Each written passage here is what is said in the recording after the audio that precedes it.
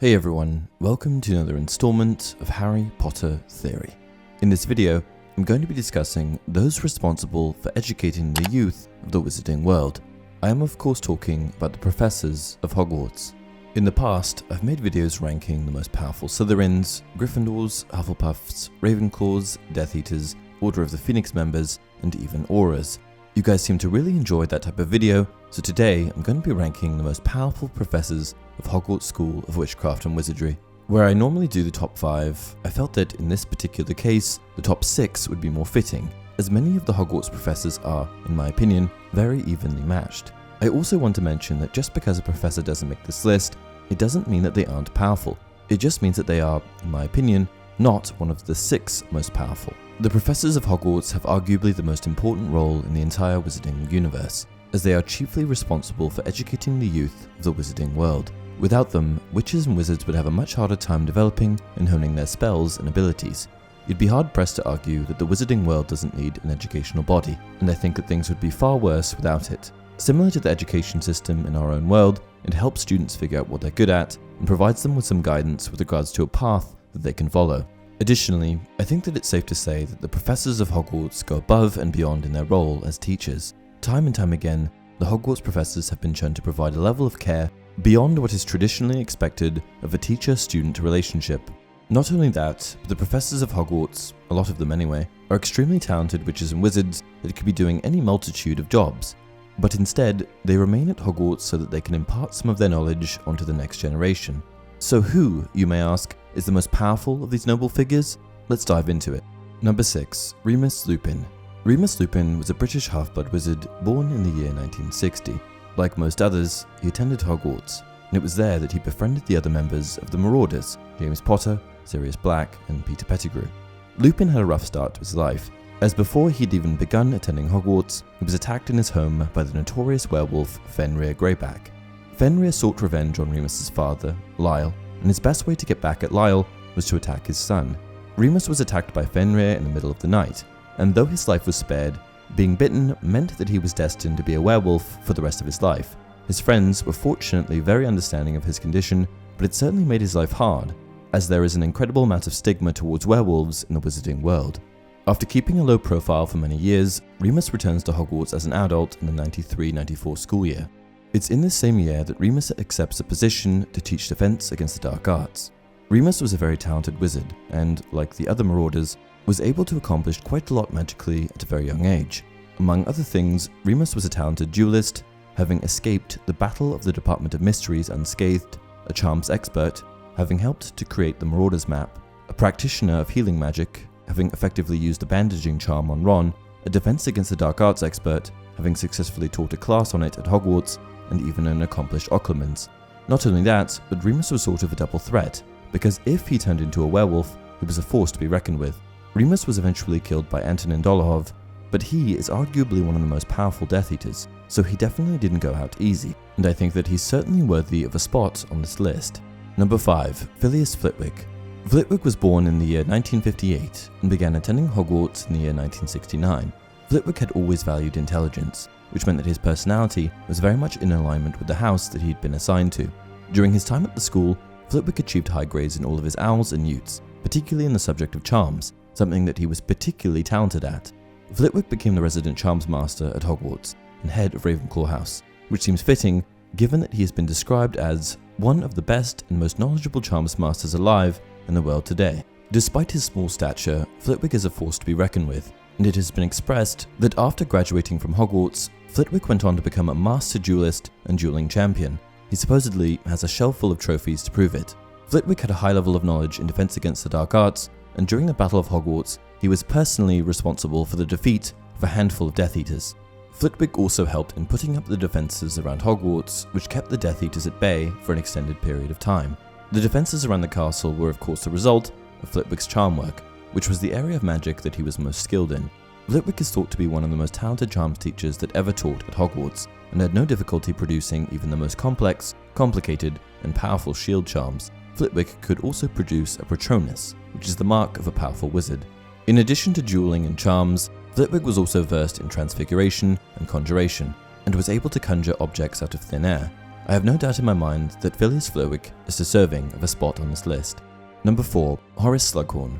Horace Slughorn is an English pure-blood wizard born sometime between 1882 and 1913. When he attended Hogwarts as a boy, he was sorted into Slytherin House, and because he embodied many aspects of Slytherin House, he embraced it.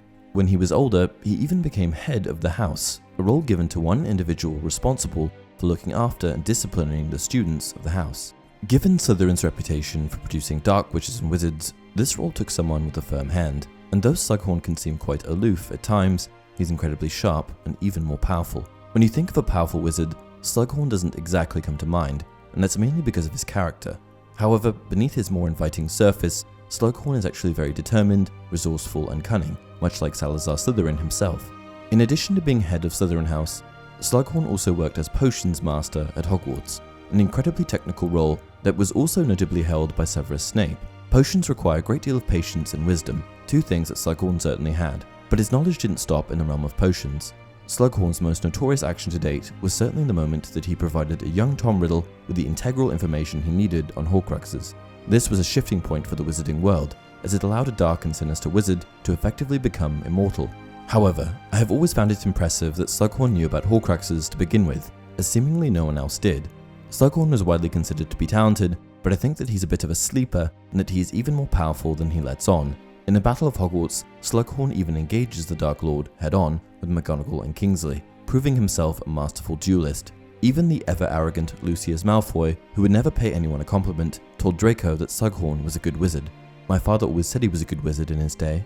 Slughorn's magical arsenal is vast, and he exhibited an extreme level of knowledge, power in the following disciplines: occlumency, dueling, potions, non-verbal magic, charms, defense against the dark arts, and even piano playing. Number 3. Minerva McGonagall. Minerva McGonagall is a Scottish half-blood witch that attended Hogwarts School of Witchcraft and Wizardry and later worked there. While she attended Hogwarts, she was the most talented student of her entire year, and she achieved top grades in her newts and owls.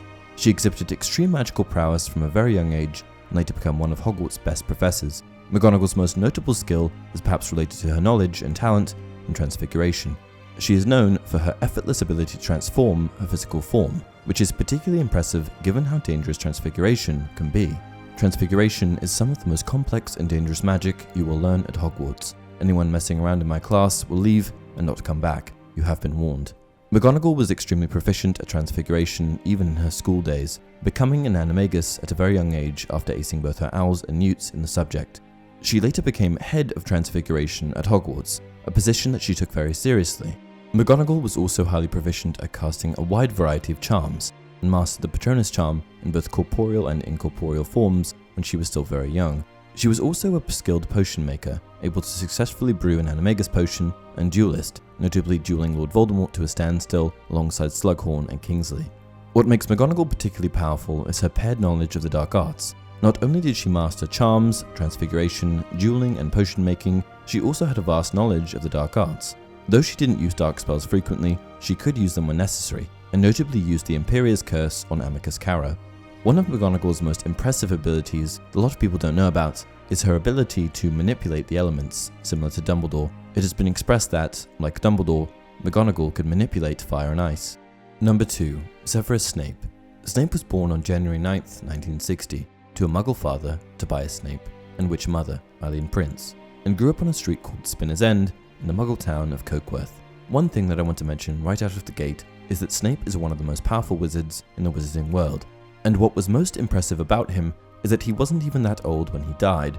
Snape died at the tender age of 38, and though he wasn't quite at the level of Voldemort or Dumbledore, he was getting there.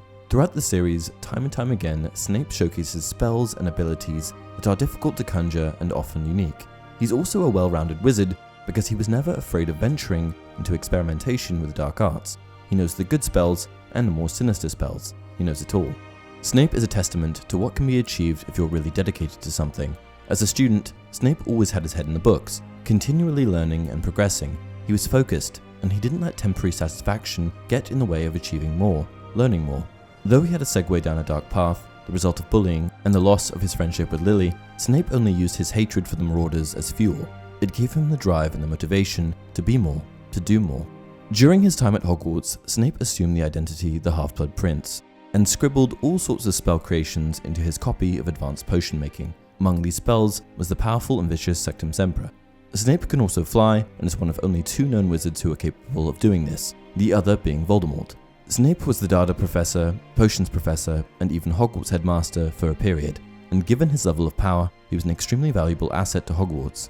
Had he been around for a few decades longer, I think that Snape may just have had a shot at being the most powerful wizard ever. Number 1. Albus Dumbledore. Surprise, surprise, Dumbledore is number 1 once again, but the truth is, he is number 1. He's the number 1 Gryffindor, the number 1 Order of the Phoenix member, and now the number 1 Hogwarts professor, but that reputation was well earned. Dumbledore's magical prowess became apparent from a very young age, and while at school, Dumbledore's magical abilities consistently turned heads, particularly his skills surrounding charms and transfiguration. He also did exceptionally well on his newts, and Griselda Marchbanks, a professor working for the Wizarding Examinations Authority, remarked that Albus was able to do things with a wand that she had never seen before. In addition to being a charms and transfiguration master, Dumbledore was also an expert practitioner of elemental magic. Over the course of the books and films, he's really shown us what he's capable of, and in his duel against Voldemort in the Ministry Atrium, we see his elemental expertise shine through, when he creates some sort of complicated hydrokinetic spell. I think that his most impressive display of magic was when he produced a firestorm to ward off the Inferi. Firestorm produces a large ring of fire from the caster's wand, and from this ring, the caster is able to shoot jets or balls of fire at opponents. Dumbledore also defeated Grindelwald, the dark force that threatened the wizarding world before Voldemort, and whether he had help or not, he is credited as doing it. I really don't think that you can question his level of power.